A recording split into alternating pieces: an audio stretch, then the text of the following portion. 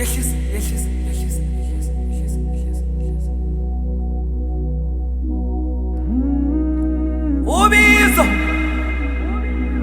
lungibize engalweni. Ngiyokhalela bani nayi iphimbo lami liphindaphinde entabeni. Ngithi inyawo zami ngibeleze kulo mhlaba nemsini. Ngifunana noxolo ey'ngalweni.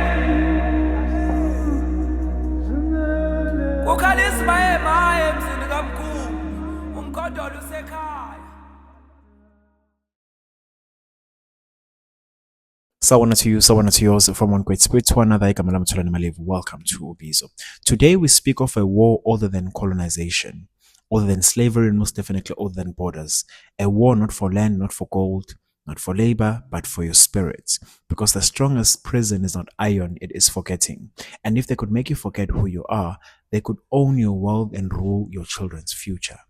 But the remembering has begun.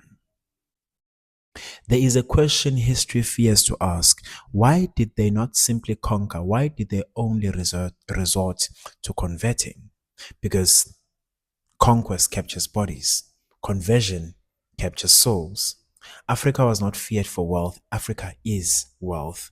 Gold, copper, diamonds, salt, land. Yes, I get that. But the real treasure, it is our spiritual technology, our cosmology, our access to realms that they could not enter. We spoke to the ancestors without intermediaries. We healed without pharmaceuticals. We governed through spirit, not bribery. We lived by cosmic law, not corporate law. Alkebulan was never primitive. Alkebulan was too advanced to dominate. So they launched the only war that they could win, a war of spiritual sabotage.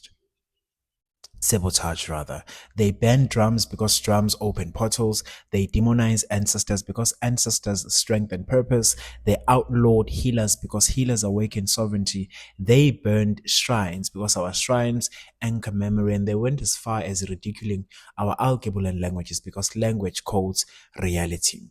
Then came the master stroke. Your God, Umdalwako, is not here. Your salvation is elsewhere.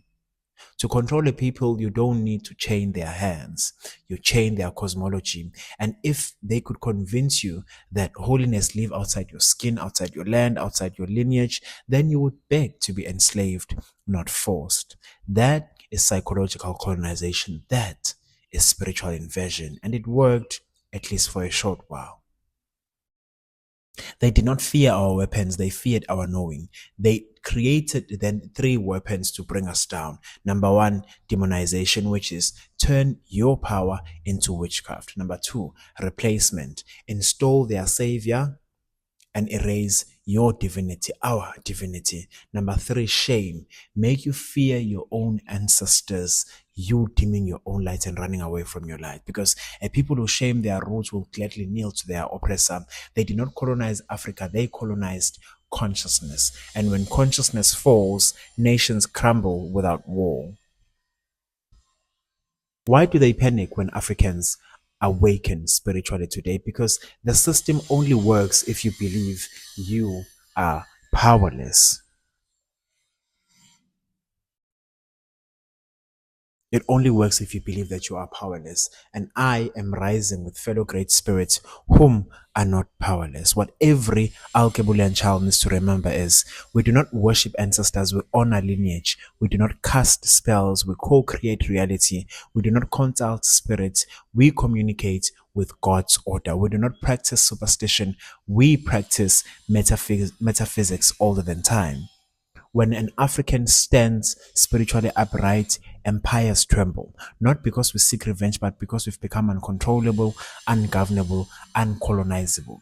You cannot enslave someone who knows themselves, and they fear a continent that awakens its priest kings, its prophet queens, its star-born children. That is who and what we are.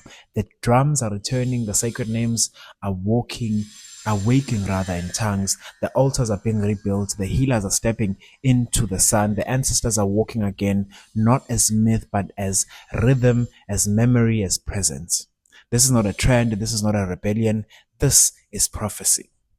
The stone the builders rejected shall become the cornerstone. They rejected Alkebulan, they rejected Alkebulan spirits, they rejected the Alkebulan divine.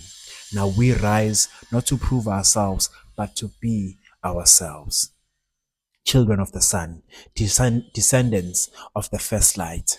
You are not returning to old ways, you are returning to eternal ways. Walk with humility, not ego. Walk with truth, not hunger, not anger. Walk with dignity, not arrogance. You do not need permission, you need remembrance. Light your candle, pour your water, speak your praise names, respect your lineage, study your cosmology, reclaim your altar, stand in your knowing and whisper to your spirit, I am not lost. I was only hidden.